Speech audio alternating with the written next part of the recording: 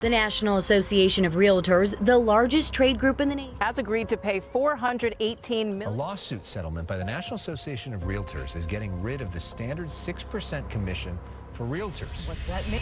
So I'm going to broach the subject that gets asked of me a lot about the NAR settlement. I don't have all the answers. I can only tell you what I think. I think it's going to add more confusion than it's worth. And I think that it was originally ruled to give more transparency to the buyers as to commissions that sellers traditionally would pay to a buyer's agent. Normally, DOJ basically came out and said, oh, these big brokerages are price fixing. 6% commission is the norm. Why is 6% fair?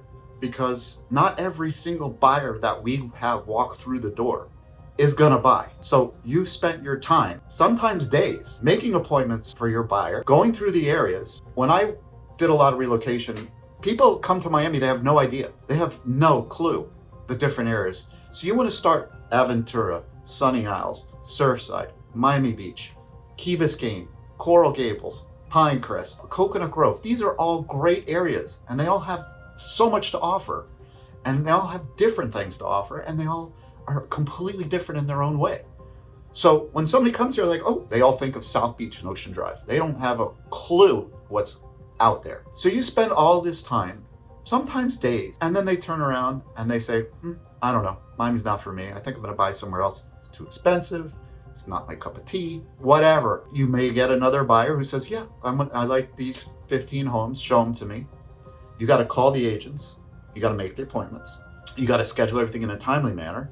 So you're going from house to house to house where agents are going to be set up waiting for you and you're not wasting time sitting waiting because you scheduled wrong. That all takes some time and not every single door we open is going to be us collecting a check, which some people have the freaking nerve to say, and it's insulting. Because we put a lot of time and effort into it. At least I do. And I take my time to make sure I'm finding the right properties for my customer and specifically what he's looking for. That takes time. So to say that we're price fixing or whatever you want to call it, and this is going to add transparency, no, it's not. We're going to have some, unscrupulous realtors that are going to take advantage of this. Now we're going to have buyers sign buyer's agent's agreement. That means that a buyer comes through the door and if they want us to work with them, they're going to have to sign an agreement, say, listen, you're going to have to pay us if the seller doesn't cooperate and give us at least a 3% commission because we're going to spend a lot of time. Not only do we open the door for you, we're going to help you with inspections. We're going to help you find attorneys. We're going to write the contracts for you. We're going to go through the whole contract and explain everything to you.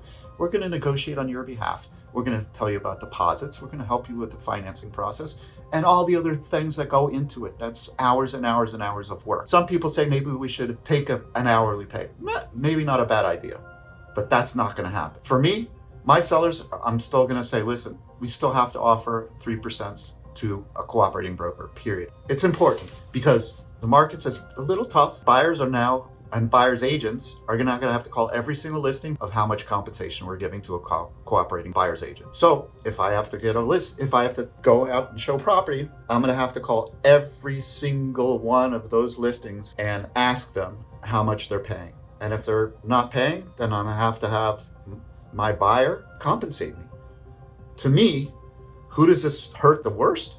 There's not even comparison. If you're a first-time home buyer and you're an FHA, or you're just scraping by to get the 3% that you need to put down on a house, and a house in Miami is no less than $400,000. How in the world are you gonna be able to afford a broker help you and pay that extra 3%? If it's $400,000, that's $12,000.